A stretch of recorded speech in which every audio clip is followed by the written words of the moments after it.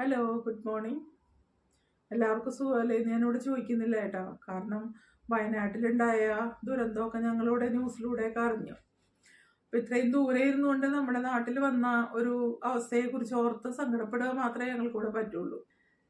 ആരെങ്കിലും വയനാട്ടിലുള്ളവരൊക്കെ ഉണ്ടോ നമ്മുടെ വ്യൂവേഴ്സിൽ? എല്ലാവരും സേഫായിട്ടിരിക്കുന്നോ? ഒരു ദിവസം വൈകിയേ ഞങ്ങൾക്ക് അവിടുത്തെ ഈ കാര്യങ്ങളൊക്കെ അറിയാനായിട്ട് സാധിക്കുള്ളൂ. വീഡിയോസൊക്കെ കണ്ട് വിഷമിച്ചിരിക്കുകയാണ് ഞങ്ങൾ.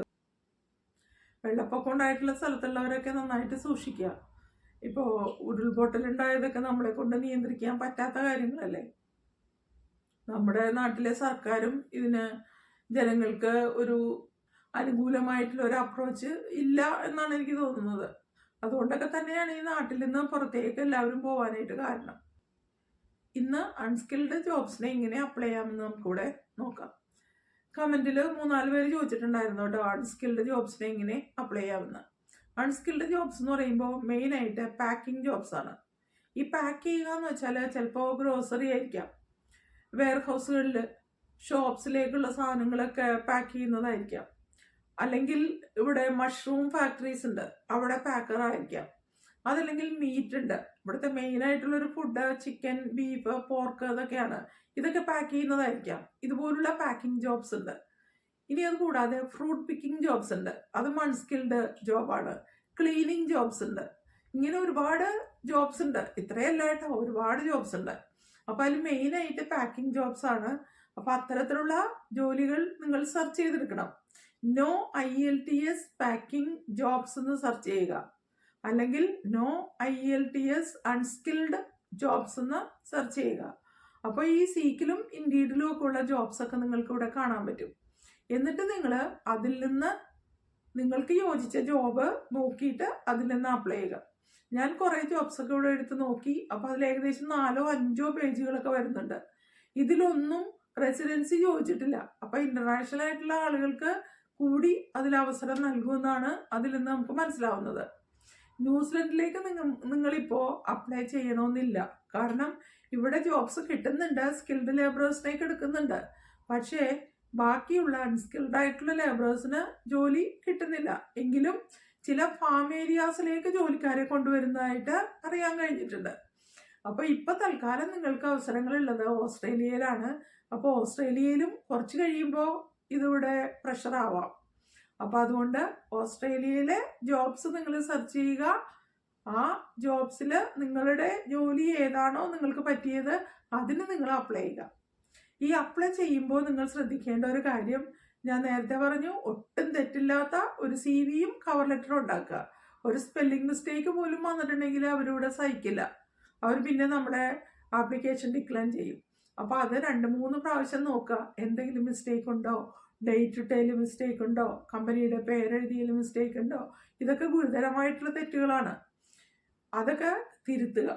അതുകൂടാണ്ട് നിങ്ങൾ അപ്ലൈ ചെയ്യുന്ന ജോബിൻ്റെ സ്കിൽസ് അവരെന്തൊക്കെയാണോ ചോദിച്ചിട്ടുള്ളത് അതനുസരിച്ച് നിങ്ങളുടെ CV-യിലും മാറ്റങ്ങൾ വരുത്തുക, കവർ ലെറ്ററിലും ചെറിയ മാറ്റങ്ങൾ വരുത്തുക. എന്നിട്ട് വേണം സബ്മിറ്റ് ചെയ്യാൻ.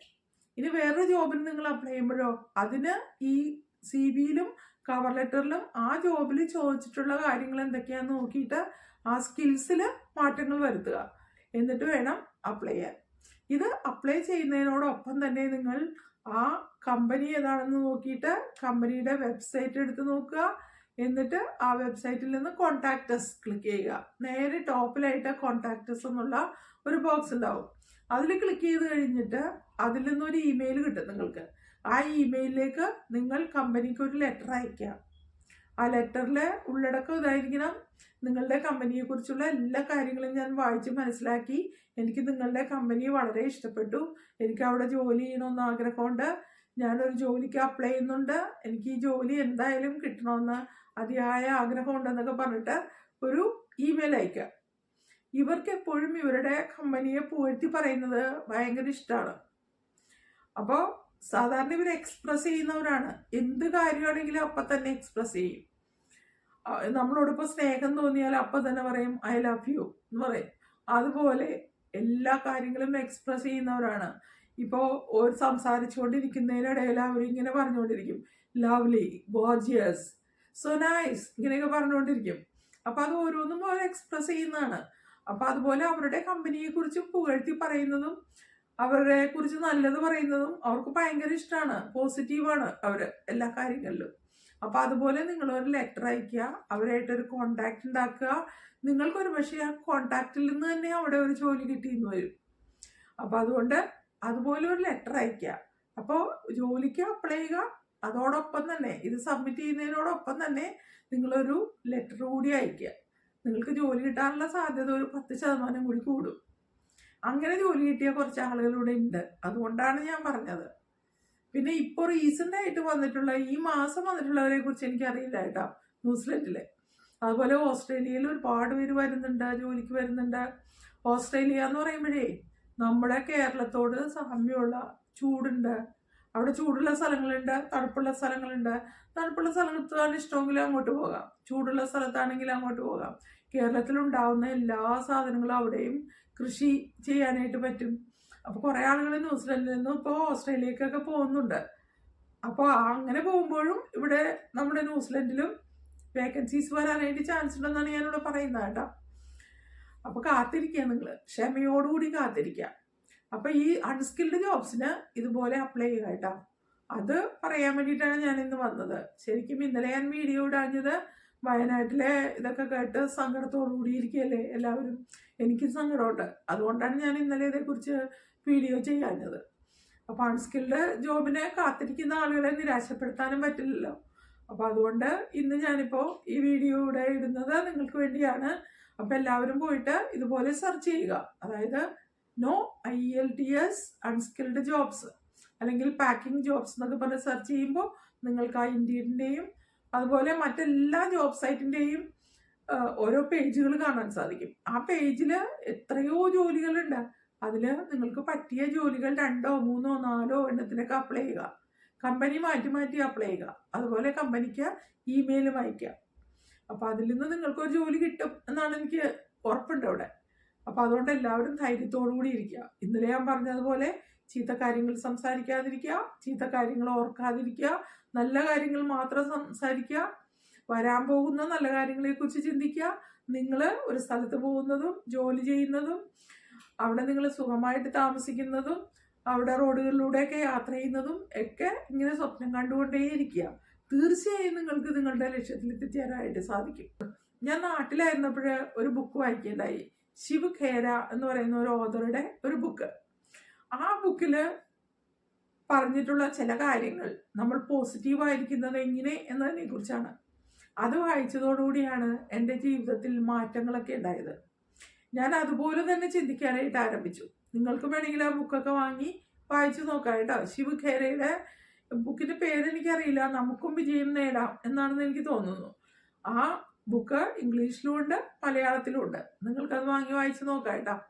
ആ ബുക്കാണ് എൻ്റെ ജീവിതം തന്നെ മാറ്റിമറിച്ചതെന്ന് ഞാൻ പറയും. പറ്റുമെങ്കിൽ നിങ്ങൾ ആ ബുക്ക് വാങ്ങി വായിച്ചു നോക്കുക കേട്ടോ. നമുക്ക് അതെങ്ങനെയാണ് സെർച്ച് ചെയ്യുന്നത് നോക്കാം കേട്ടോ. ഞാനിവിടെ ഗൂഗിളിൽ വെറുതെ ഗൂഗിൾ സെർച്ച് ചെയ്താണ് ഈ കാണുന്നത്.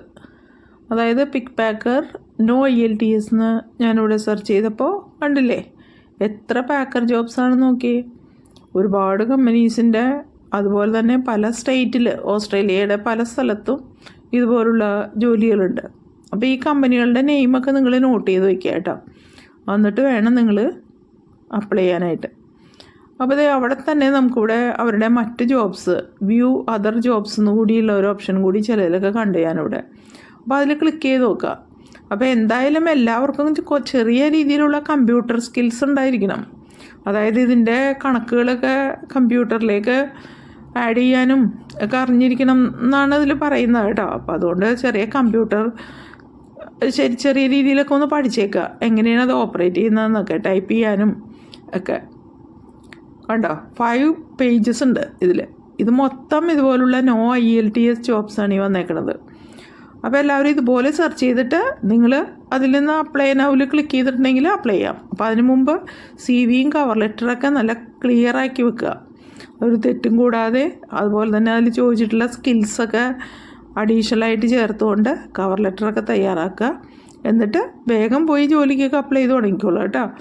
നിങ്ങളുടെ സമയമായിട്ടുണ്ടാവും, അതുകൊണ്ടാണ് നിങ്ങൾക്കിപ്പോൾ ജോലിക്ക് അപ്ലൈ ചെയ്യാനായിട്ട് തോന്നുന്നത്. ഒട്ടും സമയം കളയണ്ട. ഈ ഓരോ സമയം കളയും തോറും നമുക്കിവിടെ അവസരങ്ങൾ നഷ്ടപ്പെട്ടുകൊണ്ടിരിക്കുകയാണ്. അപ്പം അതുകൊണ്ട് എല്ലാവർക്കും ജോലി കിട്ടും. എല്ലാവരും ജോലിക്കൊക്കെ അപ്ലൈ ചെയ്ത് തുടങ്ങിക്കോളാം കേട്ടോ. നിങ്ങൾക്ക് നിങ്ങളുടെ ജോലി കിട്ടിയിരിക്കും, ഉറപ്പാണ്. അപ്പം അടുത്ത ദിവസം മറ്റു വിശേഷങ്ങളുമായിട്ട് നമുക്ക് വീണ്ടും കാണാം. അതുവരെ see you, bye.